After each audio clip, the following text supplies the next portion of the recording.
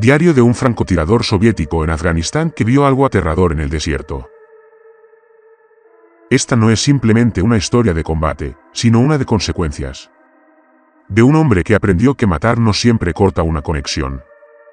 Diario de un francotirador soviético en Afganistán por Egastes Córdoba. Aviso de documento descubierto. Este cuaderno fue recuperado de una colección privada en Kiev a finales de 2025. Su origen está verificado, su autor identificado como un exfrancotirador soviético, pero su contenido difiere de cualquier informe militar convencional. Los eventos descritos desafían la razón. Registran muertes que se niegan a ser definitivas y hablan de fuerzas más antiguas que la memoria o la historia. Se advierte al lector, lo que sigue no es un relato ni una ficción completa. Algunas cosas registradas aquí son reales, y otras quizás aún estén ahí fuera, esperando. La cubierta de cuero del cuaderno está agriettada. La página está quebradiza por el tiempo, y sin embargo, la escritura en el interior permanece sorprendentemente precisa. El autor se identifica como Víctor Dmitrievich Bulov, antiguo francotirador en la guerra soviética de Afganistán. Lo que sigue son sus palabras, relatos de una guerra que los registros oficiales no pueden explicar, de balas que no acabaron con vidas y de un hombre que sobrevivió a un disparo en la cabeza solo para seguirlo a través de valles y décadas. Él escribe sobre noches donde lo imposible se volvió rutina, donde las sombras se movían con intención y donde los muertos se negaron a permanecer enterrados. Recuerda mediciones, observaciones tácticas y la precisión de matar. Pero junto a ellas hay notas de arena en contenedores sellados, visiones en telescopios y encuentros con fuerzas más antiguas que las propias montañas. El diario se lee como un diario táctico y una confesión. Algunas entradas son meticulosas, casi clínicas. Otras son desesperadas, atormentadas por cosas que no deberían existir, cosas que se mueven entre mundos. Cada página lleva una advertencia, tácita, pero palpable. El Valle de Kunar no olvida. Las vidas que tomas dejan marcas. Algunas puertas, una vez abiertas, nunca se cierran. ¿Cuánto de esto es verdad? ¿Cuánto es locura? Ningún lector puede decirlo con certeza. Pero a medida que los márgenes del cuaderno se desmoronan y la tinta comienza a desvanecerse, una sola certeza permanece. Algo siguió a Bulov a casa. Algo que aún espera. Nota del lector. Las siguientes entradas se presentan en orden cronológico exactamente como Bulov las escribió, con solo pequeñas ediciones de preservación para mayor claridad. La caligrafía, la gramática y el ritmo varían según su estado mental. Algunas páginas faltan, están rotas o dañadas por el agua. Momentos del registro perdidos para siempre. El diario comienza la mañana de su primera muerte en el Valle de Kunar y continúa hasta su desaparición del servicio activo. El diario de Víctor Bulov. Bueno, nunca nos entrenaron para los muertos que no se quedaban abajo. En la escuela de francotiradores a las afueras de Stalingrado, nos instruyeron en las matemáticas limpias de matar. Deriva del viento, caída de bala, el efecto sonido doblarse a largas distancias. Nos enseñaron a desaparecer en la tierra, a permanecer quietos hasta que nuestros músculos gritaran y nuestro pulso se ralentizará a un nivel incontable. Nos enseñaron a aplanar a la gente en formas. Siluetas en papel. Hombres de cartón parados a 1 kilómetro de distancia. Objetivos, no vidas. Lo que nunca cubrieron fue qué hacer cuando esas formas se levantaran de nuevo. Mi nombre es Víctor Dmitri Bulov. Y en 1984, era sargento mayor en el ejército soviético, asignado a la 459 Regimiento en compañía separada de propósitos especiales. Operábamos en las montañas sobre el Valle de Kunar. Una estrecha franja verde atravesaba el este de Afganistán como una herida que se negaba a cerrar. Tenía 32 años por aquel entonces, era soltero, llevaba 11 años de uniforme y acumulaba más bajas confirmadas de las que jamás me habría molestado en contar. El Dragunov prácticamente se había fusionado conmigo con el paso de los años. La extensión de hueso y músculo de 7,62 milímetros, una herramienta que podía extenderse y acabar con una vida a 800 metros si el día era favorable. Afganistán estaba lleno de días favorables. Aire enrarecido, cielos despejados, baja humedad, condiciones perfectas para el trabajo a larga distancia. Matar allí era fácil. Manteníamos una posición en una cresta marcada con la colina 739 en la cima. Los lugareños la llamaban Sagolgola, la montaña que grita. Nuestro intérprete, un hombre de hombros estrechos de la ciudad de Jalabad llamado Amit, dijo que el nombre provenía del viento que rasgaba las rocas por la noche como algo vivo. Los muyahidines evitaban este lugar. Malos espíritus, nos dijo. Nos reímos. Éramos soldados soviéticos criados en el socialismo científico y la lógica estricta. Creíamos en tablas de tiro y referencias de cuadrícula, no en genios y fantasmas. La guerra llevaba ya 5 años comiéndose a sí misma, y habíamos oído todas las historias que los lugareños podían inventar. Valles malditos, guerreros poseídos, balas que se convertían en agua en el aire. Luchamos contra todo ello bajo supersticiones y trucos psicológicos baratos destinados a asustar a los invasores, que no pertenecían. Llevaba 7 meses en el país en esa rotación. Tiempo suficiente para acostumbrarme al ritmo de la guerra en la montaña.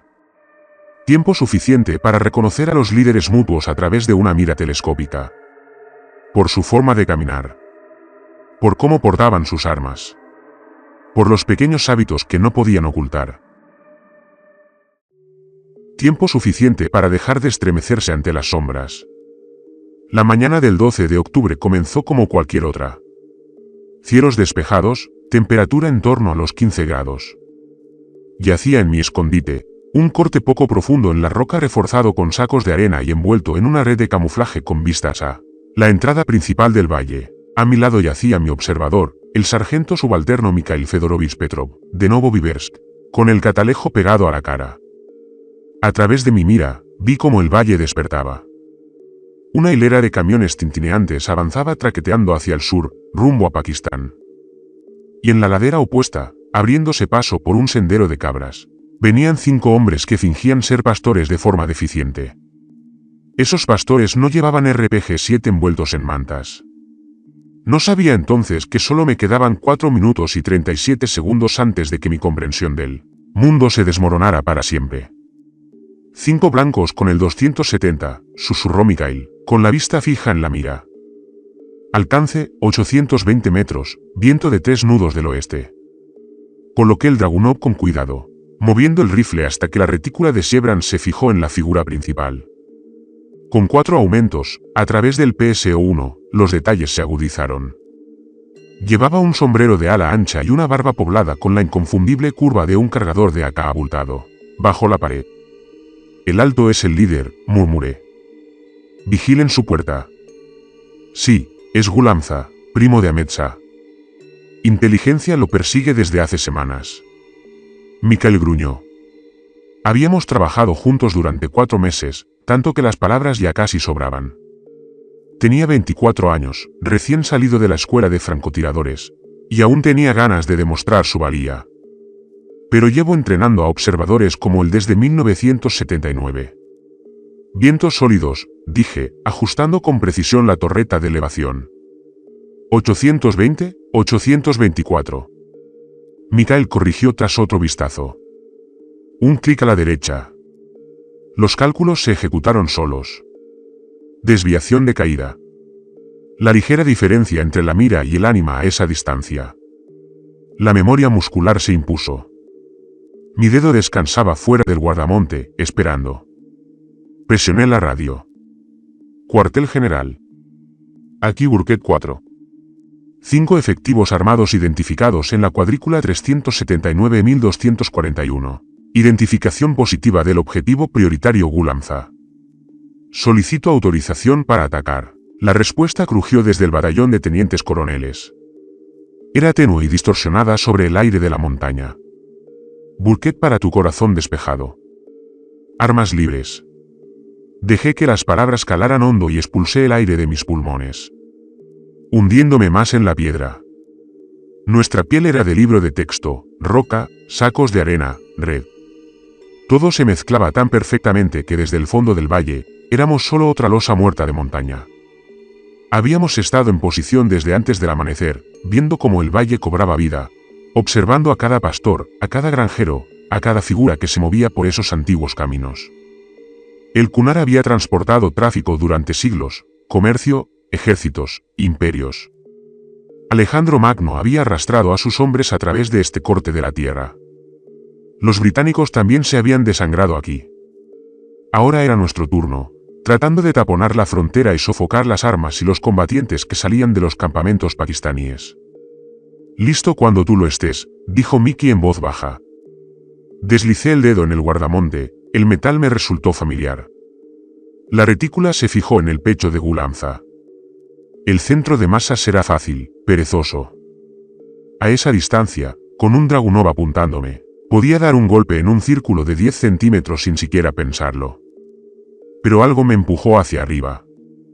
Un destello de instinto, la forma en que la luz le daba en la cara, tal vez. Apunté con la mira hacia su cabeza, justo debajo del borde ondulado de su parque. Justo en el blanco, suspiré. Sus hombres estaban espaciados a lo largo del sendero, haciendo las cosas bien. Una vez que disparara, se pondrían a cubierto, desaparecerían entre las rocas. Quizás consiguiera un seguimiento. Quizás no. El apoyo aéreo estaba a 20 minutos si lo llamábamos. Gulamza valía más que los 4 hombres que lo cuidaban. Mi respiración se calmó.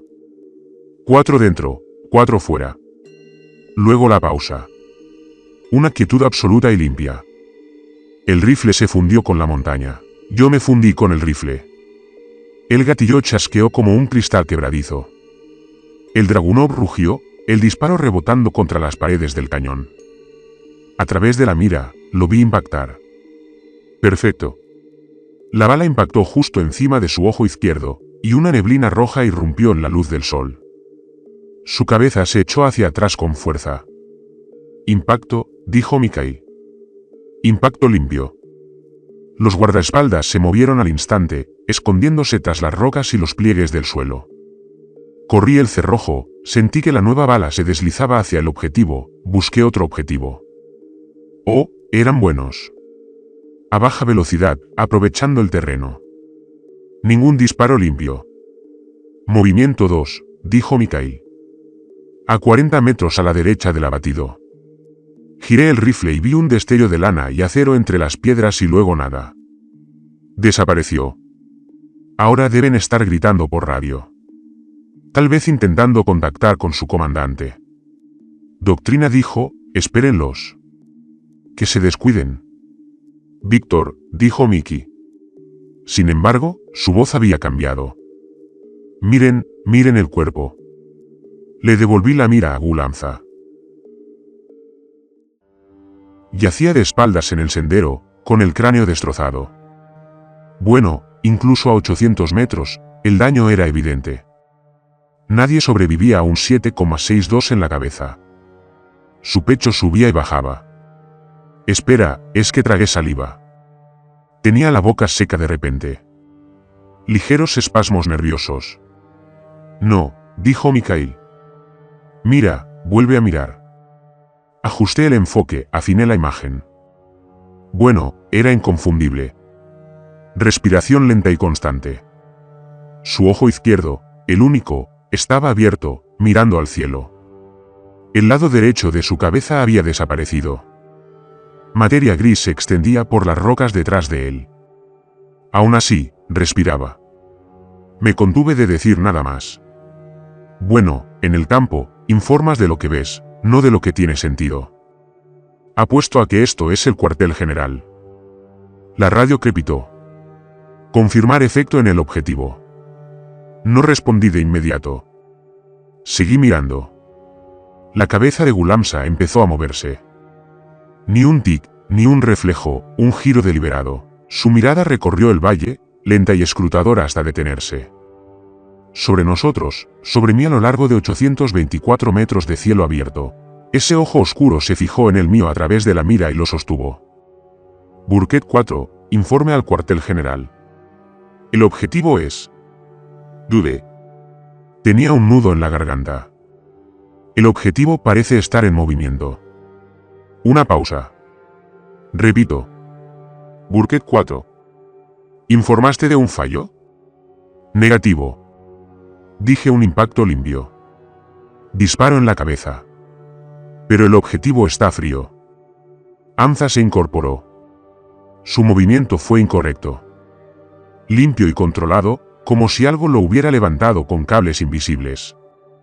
se tambaleó sobre sus pies, luego su cráneo se partió y quedó mirando al cielo, con sangre y huesos expuestos al aire matutino. Sus combatientes salieron arrastrándose de su escondite y se congelaron. Retrocedieron, con los ojos abiertos, los rifles colgando como si hubieran olvidado cómo funcionaban sus manos. Bradford, no se ve claramente. La radio sonó bruscamente. Confirmar estado del objetivo. Me quedé en el cristal. Gulanza se giró hacia sus hombres. Uno de ellos, apenas lo suficientemente mayor para afeitarse, simplemente entró en pánico. Se echó el rifle al hombro y descargó una ráfaga en el pecho de su comandante. Las balas impactaron con fuerza, haciendo que Gulam retrocediera a medio paso. Pero eso fue todo. Y el chico gritó, soltó el arma y echó a correr. Los demás se separaron, bajando a gatas ladera abajo, el terror destrozando su disciplina. Gulam se quedó solo en el sendero. Entonces, su cabeza destrozada ladeó como si escuchara una voz que nadie más podía oír. Y entonces echó a andar. Segunda parte. Empezó a caminar no hacia Pakistán, ni hacia nosotros. Ahora avanzaba directamente por la ladera hacia la pared oriental del valle donde la sombra aún se cernía, espesa y negra. Víctor, dijo Mickey en voz baja.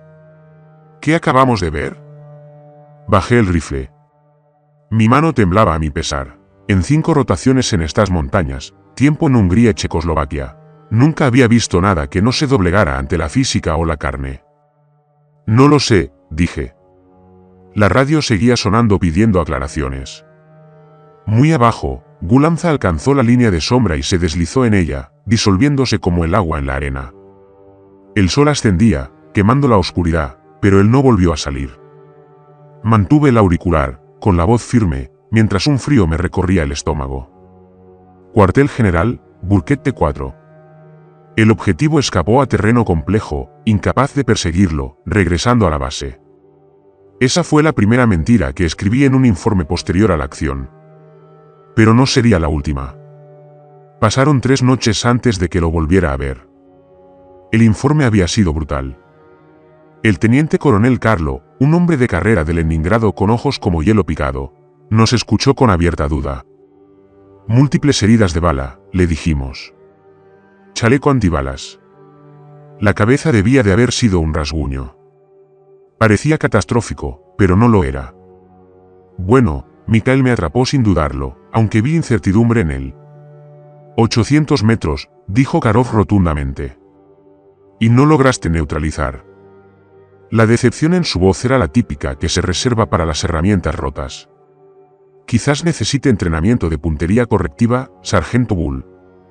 Lo acepté en silencio. Mejor ser incompetente que loco. Nos pusieron de nuevo en vigilancia en un sector diferente. El informe indicaba que Gulanza estaba herido, presumiblemente escapado a Pakistán. Inteligencia actualizó sus archivos y en algún lugar de Kabul, Clark ajustó una línea en Ayedher y la guerra continuó.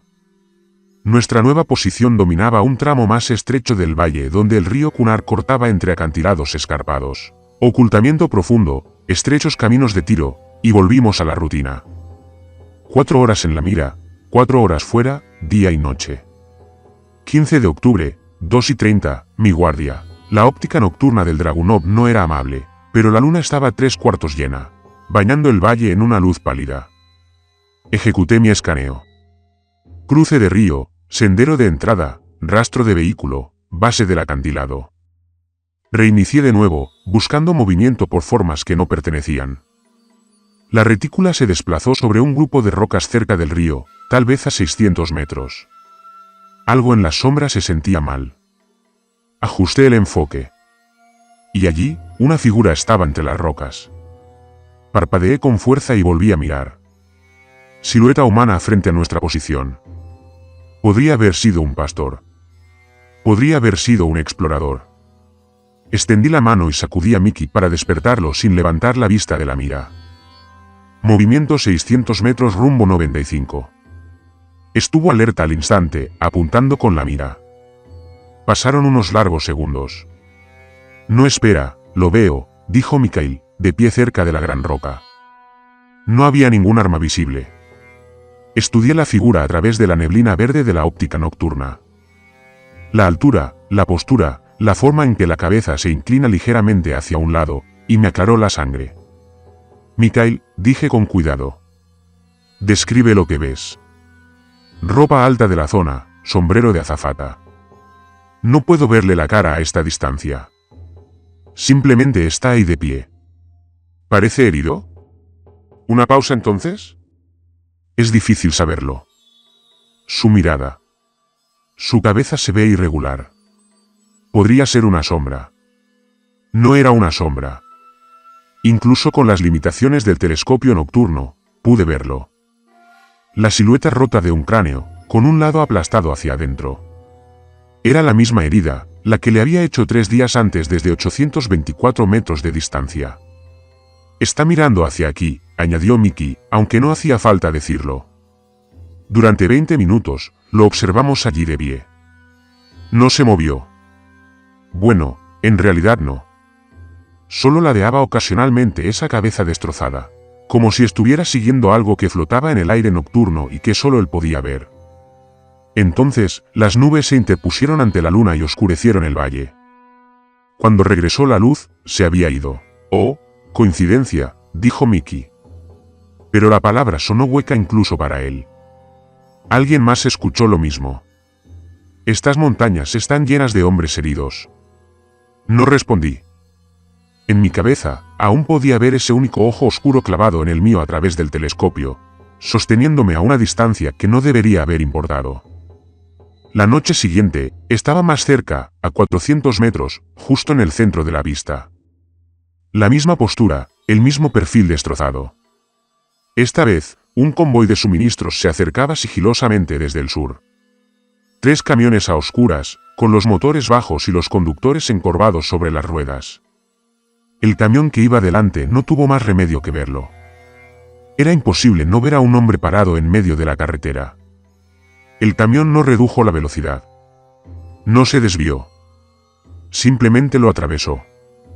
No lo rodeó, lo atravesó como si fuera humo o un efecto de luz. El conductor no reaccionó. Y entonces, tras el camión, Gulanza estaba allí de nuevo, tan entero como antes, sin dejar de mirarnos. Víctor, susurró Mikhail. Su voz era tensa y casi rota. Dime que viste un fallo en el equipo. Anomalía óptica, me dije. La inversión de temperatura puede causar efectos de espejismo incluso de noche. Admito que no te miro. No tenía respuesta para eso. La tercera noche, estaba al pie de nuestro acantilado, justo debajo de nosotros, a 200 metros de profundidad. Incluso sin óptica, pude verlo. Una sombra más profunda contra la piedra oscura. A través de la mira, cada detalle se veía nítido. Dios mío, el cráneo reventado, la sangre seca incrustada en su ropa, la calma e infinita paciencia de su espera. Deberíamos informar de esto, dijo Mikhail. ¿Informar de qué? Espeté. Que estamos viendo fantasmas. Que un muerto acecha nuestro puesto. Pensé en decírselo a Carlo, pero explicándole que el hombre al que le había disparado en la cabeza nos seguía, que podía desaparecer y regresar a voluntad, que los vehículos lo atravesaban como el aire. Bueno, nos sedarían y nos enviarían a casa con correas. Sala de psiconeurología, caso cerrado. No, dije que observamos, que documentamos, pero no había nada que documentar.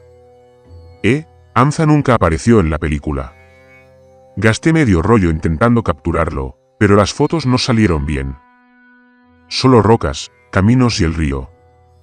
El equipo térmico no captó nada. No había calor, ni contorno. Solo existía en nuestras líneas de visión, sobre todo en la mía. La cuarta noche, algo dentro de mí se quebró. ¿Por qué no haces algo?, le grité. Pero mi voz rebotó en los acantilados. ¿Quieres venganza? Tómala. ¿Quieres atormentarme? Bien. Pero quédate ahí parado. Mal me agarró del hombro. Víctor, para. Comprometerás la posición. Me lo quité de encima. Debajo de nosotros, Gulanza levantó la cabeza y miró hacia arriba. Por primera vez desde aquella mañana en el sendero, se movió. Su brazo se elevó lenta e intencionadamente hasta que su dedo señaló directamente a nuestra altura. Y entonces sonrió. Oh, había visto sonrisas de muerte antes. Las sonrisas flácidas y feas que los músculos muertos dibujaban en los cadáveres. Esto no era eso. No, esto era deliberado, consciente. Le faltaba la mitad del cráneo, y aún así seguía sonriendo. Bien. Nos vamos, dije. Nuestro relevo no llegará hasta dentro de 6 horas, protestó Mickey. Nos vamos ya. Empacamos rápido y reportamos un problema mecánico con el vehículo. El oficial de guardia parecía molesto, pero nos autorizó a regresar temprano. Al salir, miré hacia atrás una vez. Gulamza estaba en la carretera detrás de nosotros, con esa sonrisa aún grabada en lo que quedaba de su rostro, observándonos y esperando. El informe que presenté hablaba de aumentar la vigilancia enemiga y recomendaba reubicar el puesto de observación. Bueno, no mencioné que el enemigo tenía un agujero de 7,62 milímetros en el cráneo. Esa noche en el cuartel, no pude conciliar el sueño. No dejaba de pensar en las historias de mi abuela, viejas tonterías siberianas sobre muertos inquietos, sobre espíritus que se aferraban a quienes derramaban su sangre. Basura campesina, cosas que siempre había descartado como tonterías prerevolucionarias. Cuando por fin dormí, soñé con esa sonrisa. A la mañana siguiente, el sargento del parque móvil, un kazajo llamado Nurlanbek Voltov, me encontró limpiando mi rifle por 5ª vez. Bulov, dijo, sentándose sobre una caja de munición. ¿Quién va a pavonar ese cañón? No he visto a nadie limpiar un arma así desde Kandahar 81. Solo mantenía el equipo, dije, volviendo a pasar la baqueta por el cañón. Nurlan encendió un cigarrillo y se apoyó en el banco de trabajo, con la mirada fija en mis manos mientras yo manejaba el rifle. Oí que tú y Petro volvieron temprano anoche, dijo. La 4ª vez esta semana. Visión nocturna defectuosa, mala óptica. Me sonrió levemente. Estas montañas son muy duras con la electrónica. Inhalaste humo y lo dejaste salir lentamente en espirales. Curiosamente, revisé tu vehículo yo mismo. Todos los sistemas estaban limpios. Lo mismo con tu equipo de observación. Ni un solo cable suelto. No respondí. Solo me concentré en el Dragunov. Volví a colocar el portacerrojo en su sitio, con las manos ocupadas. Había un francotirador. Nurulan continuó en voz baja. En mi unidad, mi primer año, buen soldado condecorado 2 veces. Tiró ceniza al suelo. Empezó a ver cosas por la mira. Hombres muyahidines muertos que había matado, caminando como si nada. Había sucedido. Bueno, en ese momento mi mano se detuvo. Nuestro comando dijo estrés de combate. Nuram continuó, lo envió a evaluación. Nunca regresó del hospital. Bueno, el silencio se prolongó. Pero antes de que se lo llevaran, añadió, bajando la voz. Me dijo algo. Dijo que los lugareños tienen una palabra para eso. Mardar. Marcado por la muerte. Ahora me miraste directamente. Cuando matas a alguien en ciertos lugares, de ciertas maneras, no siempre se van. A veces se quedan. A veces se esperan.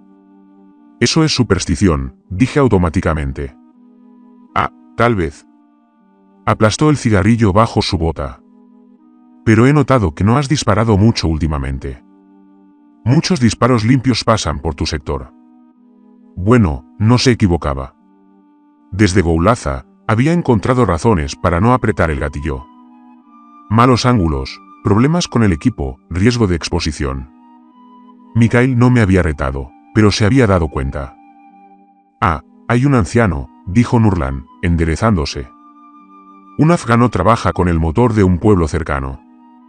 Dudó antes de continuar. Quizás valga la pena hablar con él extraoficialmente. Encontré a Kasum esa noche, un hombre delgado de unos 60 años, que se movía con la precisión silenciosa de alguien que se ha pasado la vida rodeado de máquinas. Su ruso era rudimentario, pero útil. Lo había aprendido a las malas.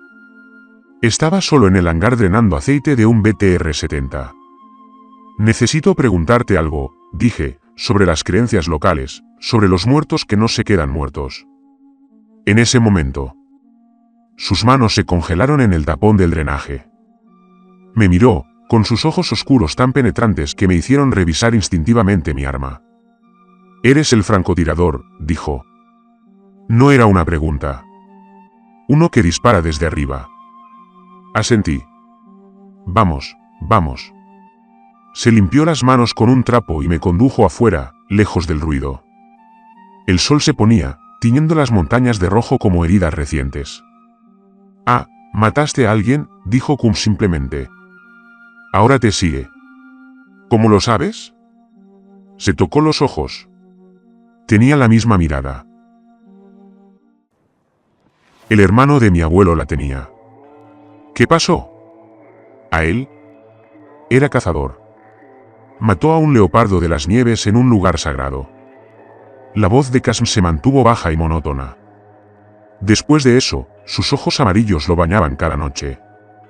Aparecieron marcas de garras en puertas y paredes, cosas que no debían tocarse. Y regresó solo a la montaña, nunca regresó. Nunca más se volvió a ver al leopardo. «Estás diciendo que debería volver», dije. «Enfréntalo». Casm se encogió de hombros. «No digo nada. No sé nada». Se giró para irse, pero luego se detuvo. «Pero los molas enseñan esto», añadió. «Algunas muertes establecen conexiones, especialmente en lugares antiguos donde las paredes son delgadas». Me miró. «Tu bala era metal y fuego». «¿Pero dónde impactó? ¿Qué tocó?». Empezó a negar con la cabeza. «El Kun ha sido un camino más largo que la memoria. No todos los que lo recorren están vivos». Tercera parte. Esa noche saqué archivos de inteligencia sobre Gul-Amza, escarbando en los resúmenes tácticos. Nacido en Azadabad en 1952, luchando desde la Revolución Sudafricana, conocido por sus tácticas afiladas y su extrema devoción religiosa. Una nota destacó. Antes de unirse a los muyahidines, había estudiado lo que el informe descartaba como folclore local y medicina primitiva. Las historias lo seguían. Curaciones rituales, hombres bajo su mando, supervivientes de heridas que deberían haberlos matado. «¿Qué estás leyendo?», preguntó Mikhail, mirándome fijamente por el hombro. Cerré el archivo. «Antecedentes del que escapó». «Sí», dijo con cuidado mientras se sentaba frente a mí. «Víctor, he estado pensando en lo que vimos, en lo que está pasando». Bajó la voz. «Entonces quizás deberíamos hablar con alguien». Resoplé, el oficial político, el capellán. Me reí entonces, pero fue una risa cortante y humilde. «No hay capellán. Somos soldados soviéticos. No creemos en espíritus». «¿Y cómo lo explicas?». «No». Lo miré, pero anoche dije que Gul-Amza estaba dentro del perímetro. Me desperté y lo encontré de pie a los pies de mi cadre, tan cerca que podría haberlo tocado. Mientras el cuartel estaba amontonados, 40 hombres dormidos respiran al mismo ritmo lento, pero ninguno se movió. La cabeza destrozada de Gulu-Ham se inclinó mientras me observaba con ese único ojo oscuro, paciente, impasible y tallado como la piedra. Mi mano se había deslizado bajo la almohada para coger el macacaro. Mis dedos cerraron la empuñadura. Negó con la cabeza. Era lento y seguro. Y entonces habló. Habló sin mover la boca. Las palabras simplemente se formaron en mi cráneo, con acento ruso. Eran tranquilas y precisas. «No se puede matar lo que ya está muerto, Víctor Deitrievich». Mi mano permaneció inmóvil. «¿Eres un artesano?», continuó la voz. «Lo respeto. Un disparo, una muerte. Limpio, profesional. Una pausa, entonces, pesada. Pero me mataste en un lugar de poder, en un momento de conexión. Ahora estamos unidos». «¿Qué quieres?», susurré. «Nada. Todo». Su único ojo nunca se apartó del mío. «Existo entre estados, entre mundos. Tu bala me envió allí, pero no me liberó. No puedo avanzar ni regresar. Y así. Espera, observo y recuerdo».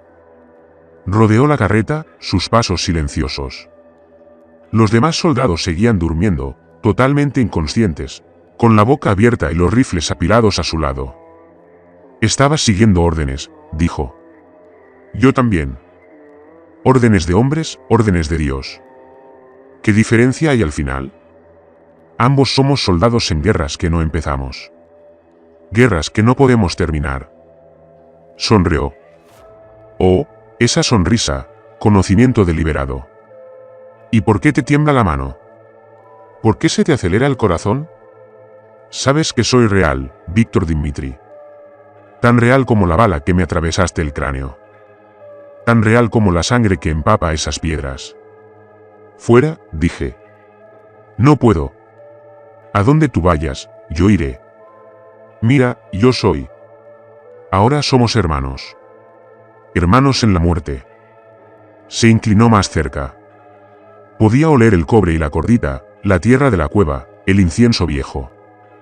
Su único ojo no reflejaba nada, solo una profundidad que tiraba de algo detrás de mis costillas. Pero soy misericordioso, susurró. No te haré daño. Solo observaré, solo esperaré, solo te recordaré que cada vida que tomas le añade peso a tu alma. Un día ese peso te arrastrará hasta donde yo estoy. Entre una respiración y la siguiente, se fue. Permanecí despierto hasta el amanecer con la pistola en la mano, mirando sombras inmóviles. Cuando Mikhail despertó, le dije que me presentaría en el médico, con fuertes dolores de cabeza, y bueno, no discutió. El oficial médico, un mayor de Kiev, me dio aspirinas y me ordenó reposo. Cuando mencioné alucinaciones, tomó notas y me recetó somníferos. Estrés de combate, dijo. Común en francotiradores. ¿Ves caras? Se vuelve íntimo.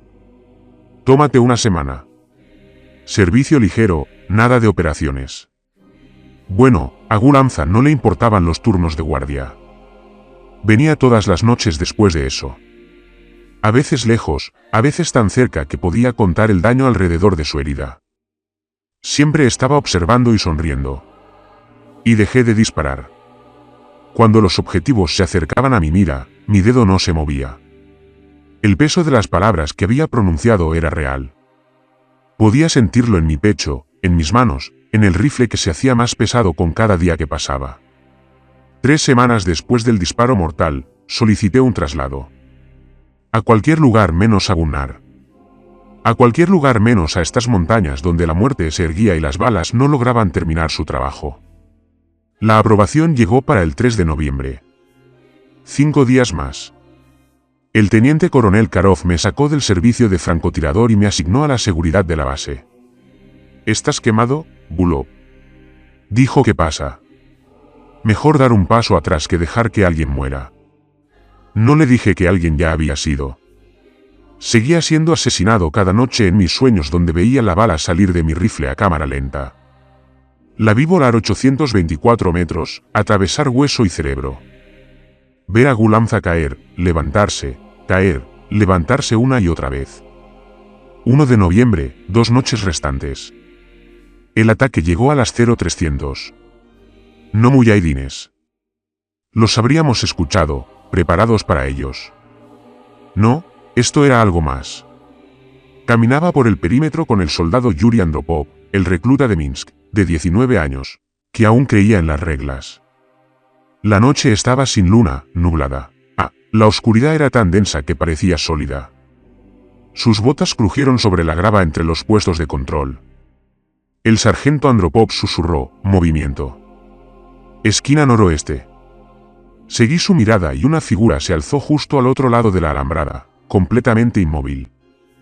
Toda mi sangre lo reconoció antes que mis ojos. Ignóralo, dije. Sigue caminando. Pero, sargento, es una orden. Seguimos avanzando, pero sentí la vacilación de Andropov a mi lado, y luego su respiración entrecortada. Sargento, susurró, con el pánico desbordado. Hay otro al suroeste. Mire. Otro Gulanza estaba junto a la entrada del aparcamiento.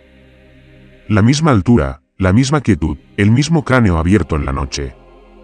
Y otro. La voz de Andropov ascendió junto al búnker de mando. Aparecían por todas partes. No un solo Gulanza, sino docenas de ellos. Estaban de pie más allá del alambre perimetral, perfectamente espaciados, completamente inmóviles. Las luces de la base los iluminaban, duras y blancas. La misma herida mortal se repetía una y otra vez. La misma postura paciente, el mismo ojo oscuro fijo en mí. Bien, den la alarma, dije. Yuri corrió hacia la caja de alerta y la cerró de golpe. La sirena recorrió la base. Hombres salieron en tropel de los barracones, medio vestidos y maldiciendo. El reflector se encendió, trazando arcos salvajes a través del perímetro. Contactos. Múltiples contactos. Alguien gritó. Alto al fuego. El capitán Leonid Pavlovich Grechko ladró. Nadie dispara hasta que se identifique. Se detuvo. Todos podían verlos ahora. Un círculo perfecto de muertos idénticos rodeando la base. ¿Qué demonios? Así que murmuré. Posiciones defensivas, ordenó Grechko, con voz tensa pero controlada. No se dejen llevar por posibles proyecciones psicológicas. Mika me encontró en el puesto de control norte, con el rostro pálido como la muerte. Víctor, éselo todos ellos. Lo sé. ¿Cómo es posible? Pero antes de que pudiera responder, se movieron todos a la vez. Un paso adelante, luego otro, lentos, mesurados e imparables. Disparen, gritó una ametralladora. Oh, armas, aguanten, espetó Grechko. Están fuera del alcance efectivo. El alcance no importaba. Lo sabía. No estaban realmente allí.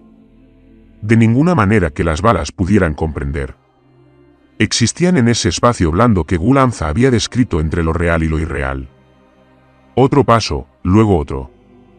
El círculo se estrechaba. Entonces llegó el sonido. Bueno, no exactamente sonido, más bien como presión dentro de nuestro cráneo.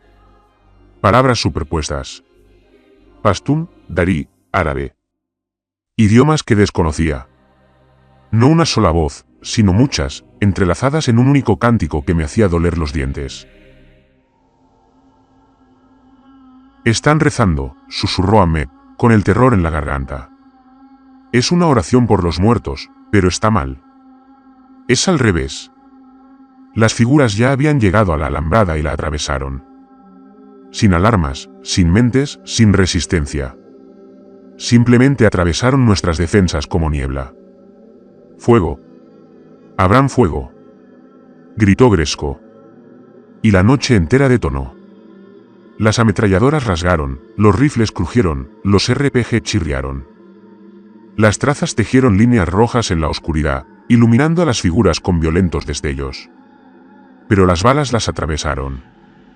Daron en tierra, sacos terreros, edificios detrás. Alto el fuego. Alto el fuego. El teniente coronel Carlo había llegado. Con las botas desatadas, la chaqueta puesta. La autoridad abriéndose paso a través del caos. Estás desperdiciando munición en ilusiones. El tiroteo cesó y los cánticos se hicieron más fuertes. Ya estaban a medio camino de los edificios principales. Bulov, dijo Kof al verme. Tú empezaste esto. ¿Qué son? Le disparé, dije. En las montañas. No murió bien. Es una locura. Sí, señor. El Gulanza más cercano estaba a 20 metros. Lo suficientemente cerca como para ver los detalles. El rosario enrollado en su mano, polvo incrustado en su ropa, fragmentos de hueso aún adheridos al borde desgarrado de su cráneo. Víctor, dijo Mikhail, agarrándome del brazo, todos te están mirando. Tenía razón. Todas las figuras se habían girado. Todas las miradas oscuras me seguían. La oportunidad cambió. Mi nombre se entrelazó. Víctor Dmitrievich Volov, una y otra vez. Sáquenlo de aquí, gritó alguien. Y unas manos me agarraron. No, no, no, dije, soltándome. Correr no servirá de nada. Me dijo a dónde voy, Elba. La figura más cercana se detuvo a 3 metros. De cerca, podía ver a través de él. El edificio que había detrás se curvaba a través de su figura como un cristal oscuro. Levantó una mano y me señaló directamente al pecho. Llevas la muerte. Su voz me clavó en la mente. Solo se la muestro a ellos. Los demás también se detuvieron y formaron un círculo perfecto a mi alrededor. Y entonces el cántico murió. En el silencio, solo podía oír mi corazón, acelerado, presa del pánico, latiendo como si intentara escapar de mis costillas. Cada vida que tomaste, dijo Gulamza con voz serena e implacable, dejó una mancha, no solo en ti, sino en el mundo mismo, en la frontera. Eres una puerta, Víctor, Dimitri, y a través de ti regresan. Entonces sonrió. Alrededor del círculo, las sombras se espesaron. Tomaron forma lenta y reticentemente, no tan sólidas como las copias de Gulamza, pero lo suficientemente humanas como para ser reconocibles. Un joven combatiente que dejé caer a las afueras de Herat en el 79. Un informante del gobierno de Kandahar. Un anciano que había estado en el callejón equivocado en el momento equivocado. Maldita sea. Cada muerte que había cometido. Cada rostro que había enterrado, flotando hacia mí como insectos atraídos por la llama. Madre de Dios, susurró alguien. El aire se volvió terriblemente frío. La escarcha se extendía por los rifles y la antena a pesar de la suave noche de octubre. Nuestro aliento se volvió blanco. Las luces parpadearon, atenuándose como si algo invisible estuviera agotando los generadores. Judíos, dijo Gulamza, vengan con nosotros. Cierren la puerta que abrieron o quédense y encontraremos otras maneras de pasar. Miró más allá de mí y luego al hombre detrás de la alambrada. Sus camaradas también traen muerte. Podemos usarlos. Me giré y vi a mi unidad congelada en el lugar. Chicos de Moscú y Leningrado, de pueblos tan pequeños que apenas existían en los mapas. Habían seguido órdenes. Habían hecho lo que se les había dicho. Ninguno de ellos había pedido estar tan cerca de lo imposible. Si me voy, dije, forzando las palabras. Déjenlos en paz. Tienen mi palabra, respondió. La palabra de un muerto, pero una palabra al fin. Víctor, no. Dio un paso al frente. Sea lo que sea, lo enfrentamos juntos. Esta vez no, Mikhail, le dije. Me quité el rifle del hombro y se lo puse en las manos. Luego la pistola, luego el cuchillo. Me despojé de todas las herramientas que alguna vez habían abierto una puerta. Diles que me quebré, dije. Estrés de combate. Diles que caminé hacia las montañas y desaparecí. Bueno, al menos esa parte sería cierta. Di un paso hacia Gulamza, y el frío me golpeó como un muro. Mis dedos se entumecieron. Luego se volvieron inútiles, pero seguí adelante. Las figuras se separaron, abriendo un estrecho camino. Más allá de ellas, donde los reflectores se apagaron, la oscuridad se movió como agua profunda. El límite del que había hablado era tan fino como el papel aquí en el valle de Kunar, cuarta parte. Rulov, gritó Carlo. Eso es deserción. Haré que te cierren. Ya lo estaba. Le respondí. Me detuve frente a Gulamza. De cerca, miré el ojo que le quedaba. No estaba vacío. No estaba oscuro. Estaba lleno de estrellas, solo frío, distante y antiguo más allá de todo significado. ¿Listo?, preguntó. No pude responder, pero la respuesta no importaba. Ahora se rió. Un sonido hueco como el viento moviéndose por habitaciones abandonadas. Luego se giró y caminó hacia la oscuridad cambiante y lo seguí. Lo primero que oí fue a Mikhail gritando mi nombre. Entonces la oscuridad se cerró y el mundo que conocía se desprendió como piel muerta. Los registros de la base me numeraban como desaparecido en una acción, dado por muerto. El informe de Carlo atribuía la culpa a un ataque enemigo con agentes alucinógenos desconocidos que resultó en delirios masivos y una baja. Los testigos restantes fueron reasignados en una semana, dispersos por toda la Unión Soviética. Oficialmente, me había ido, pero no estaba muerto. Bueno, no exactamente. Existí en la oscuridad durante 3 días o 3 años. El tiempo no se comportaba bien entre estos estados. Gulam caminó a mi lado por lugares que no eran lugares.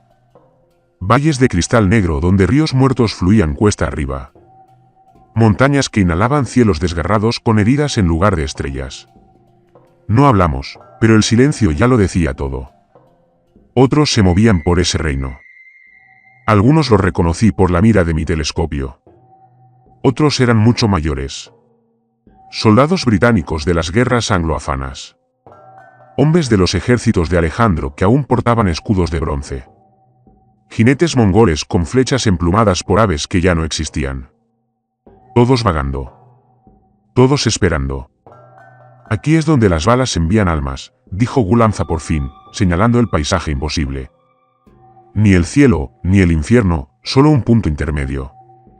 Tu educación soviética no tiene nombre para eso. ¿Por qué mostrarme?, pregunté. Porque necesitabas entender el peso, dijo. Cada gatillo abre una puerta. Algunos la atraviesan y encuentran descanso. Otros se quedan atrapados en la puerta. Y finalmente comprendí cuántas puertas había dejado abiertas. Al tercer día, o lo que pareció un tercer día, nos detuvimos al borde de algo que alguna vez pudo haber sido un acantilado que colgaba sobre la nada. Tus datos están contados, dijo. 47 vidas acabadas por tu mano. 47 puertas forzadas. Algunas cerraron limpiamente, pero otras. Levantó un dedo y golpeó los restos de su cráneo. Otros se quedan atascados. Así que estás atrapado aquí, dije. ¿Conmigo? No. Se giró y me encaró de lleno. Entonces me quedé para mostrártelo, dijo. Para hacerte ver, para hacerte llevarlo de vuelta. Esa palabra, de vuelta, cayó como un martillo. Volverás a tu mundo, Víctor Dimitri, continuó. Pero recordarás, y la próxima vez que mires por una mira, no verás solo un objetivo. Verás la puerta que estás a punto de abrir. Bueno, la oscuridad buscó hacia adelante como agua de inundación. Se vertió en mis pulmones, mis ojos, mi cabeza y el pensamiento ahogado mismo. Y desperté en un hospital militar soviético en Tashkent. El calendario en la pared marcaba el 12 de noviembre, 9 días desde que había puesto un pie en la oscuridad. El personal me dijo que me habían encontrado inconsciente en las montañas a 5 kilómetros de la base. Hipotermia severa, deshidratación extrema, ningún recuerdo de cómo había llegado allí, dijeron. Típico de un colapso psicológico. ¡Qué suerte! El médico, un coronel de Moldova, me dijo que si había otro error allí, firmaríamos un certificado de defunción. El teniente coronel Kolov vino una vez. Se sentó junto a mi cama y me observó con ojos cristalinos. El informe oficial menciona una reacción aguda al estrés de combate. Dijo que había sufrido una crisis psicológica temporal, desorientación, vagancia. Sucede. Esta guerra se come a la gente. Sí, señor. 40 hombres vieron lo que pasó esa noche. Bulov, ¿quieres saber qué dicen los informes? No respondí. Ataque alucinógeno, continuó, encendiendo un cigarrillo a pesar de los carteles en la pared. Qué raro. El agua estaba limpia. No se detectaron agentes químicos. Pero 40 hombres no comparten la misma alucinación sin motivo. De nuevo, guardé silencio. Lo trasladan, dijo. Instrucción de puntería del puesto de entrenamiento del distrito militar de Kiev para nuevos reclutas. Su guerra ha terminado, sargento. Y los demás, reasignados, se dispersaron. Lo mejor para todos es que esto quede enterrado. Se levantó y se detuvo en la puerta. Dicen, bueno, eso que vieron, dijo. El muerto andando. No ha aparecido desde que te fuiste. Bien, dije. Me volviste a mirar entonces. ¿Lo eso solo espera? Nos fuimos sin esperar respuesta. Pasé 6 semanas en el hospital bajo evaluación. Los médicos me declararon cuerdo aunque con lesiones. Estrés postraumático, apto para servir, pero no para matar. Las órdenes de traslado llegaron en enero de 1985. Salí de Afganistán en un avión de transporte lleno de heridos, viendo cómo la montaña se encogía tras las ventanas de plexiglas rayadas. Pero el valle de Kunar me acompañó. La primera vez fue en marzo. Estaba enseñando posiciones de tiro tumbado a una clase de reclutas, demostrando la alineación de la mira. El campo de tiro se extendía 200 metros. El blanco de papel crujía con el viento primaveral. Me tumbé detrás del fusil, respirando despacio, acomodándome en la mira, y él se quedó de pie junto al objetivo más lejano. Claro como el agua. El mismo cráneo destrozado, la misma quietud paciente, el mismo ojo oscuro clavado en el mío a lo lejos. Dios, retrocedí tan fuerte que tiré el telescopio. «Camarada sargento», preguntó uno de los reclutas. «¿Pasa algo?» «Problema de alineación del telescopio», dije. Glass se despidió. Después de eso, aparecía cada vez que miraba a través de la lupa, miras telescópicas, binoculares, incluso miras ópticas durante un curso de topografía. Siempre a máxima distancia, siempre esperando, siempre observando. Los otros instructores aprendieron a solucionar mi problema. Bulov ya no demostraba tiro a larga distancia. Viejo estrés de combate, murmuraban. Afganistán le quebró algo. Entonces la arena regresó. Junio de 1985. Abrí la funda de mi rifle para la limpieza de rutina y encontré arenilla fina incrustada en la espuma. Arena afgana. Conocía el color, la textura, la forma en que susurraba contra la piel. Dios, había frotado esa funda una docena de veces desde que regresé a casa. Que no tenía arena así, tiré la funda, compré una nueva. 2 semanas después, estaba de vuelta. Arena en la acción del rifle. Arena en mis botas. Arena en contenedores sellados que nunca habían salido de mi apartamento. Dejé de mantener armas. Dejé de dar clases. Acepté trabajos de oficina donde no se requerían ópticas. Pero esa arena seguía encontrándome. Pequeños recordatorios, notas silenciosas escritas en la arena. Llevaste el valle a casa. Para 1987, bebía mucho. Boga atenuó los bordes, hizo más fácil ignorar la figura que a veces captaba en los reflejos de las ventanas, los espejos, el brillo oscuro en los ojos de alguien más. En el papel, mi hoja de servicio se mantuvo inmaculada. El ejército soviético era bueno ocultando a sus hombres heridos, pero todos sabían que Bulov estaba tocado, marcado por el valle, de los que regresaban respirando, pero algo andaba mal. Nunca hablé de la oscuridad entre mundos. Nunca hablé de conversaciones con un muerto, de paisajes donde las almas se estancaron. De 47 puertas forzadas. Nadie lo habría creído. Algunos días yo tampoco, excepto cuando encontraba arena fresca donde no podía existir. En 1991, la Unión Soviética se derrumbó. Dejé el ejército con una pensión completa. Me mudé a un pequeño piso en las afueras de Kiev. Intenté aprobar un trabajo de seguridad civil, clases de defensa personal, cualquier cosa que no implicara mirar a través de un cristal. Bueno, algunos hábitos se pierden lentamente. 12 de octubre de 2004. 20 años después de que le disparé una bala a Gulamsa en el cráneo. Estaba limpiando cajas viejas y encontré mi primera mira telescópica envuelta en hule. La nostalgia y el vodka me hicieron descuidar. La levanté hasta mi ojo un segundo, apuntando a través de la ventana de mi apartamento hacia la ciudad que se extendía más allá. Estaba de pie en mi balcón, no a 800 metros, no al otro lado de un valle, justo ahí, lo suficientemente cerca como para tocar el cristal. El tiempo no lo había ablandado, la misma cabeza destrozada, la misma quietud paciente, pero ahora sonreía. Bajé la mira sin temblar, caminé hacia la puerta del balcón y la abrí. No era visible sin el cristal, pero podía sentir su frío en el cálido aire de la tarde. 20 años, dije al vacío. ¿Se acabó? El viento agitaba las cortinas, trayendo un aroma que no había percibido desde Afganistán. Sobre las baldosas había arena fresca, esparcida en un patrón deliberado. Arena afgana.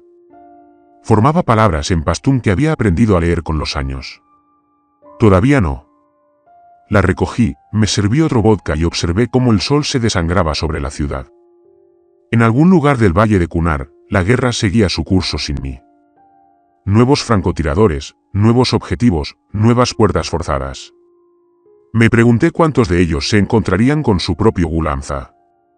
¿Cuántos aprenderían que la precisión realmente cuesta algo? La mira volvió a su estuche. Nunca volví a mirar por ella. Pero en las noches despejadas, seguía de pie en el balcón y hablaba con la oscuridad. Le contaba sobre mi día, mis fracasos, lo que había aprendido sobre lo que pesa más allá de la mira. A veces, cuando el viento cambiaba en el momento justo, la oscuridad respondía con unos pocos granos de arena dispersos. Cuento esto ahora porque la arena ha parado. El mes pasado, por primera vez en 37 años, abrí el estuche de mi rifle y lo encontré limpio. Sin polvo afgano, sin mensaje del otro lado. Bueno, de alguna manera, el silencio pesaba más que la inquietud. Quizás Bulanza finalmente haya seguido adelante. Quizás la puerta que forcé con ese único disparo finalmente se haya cerrado. O quizás todavía esté esperando a que la cruce. A los 71 años, no me quedan muchos años para darle vueltas.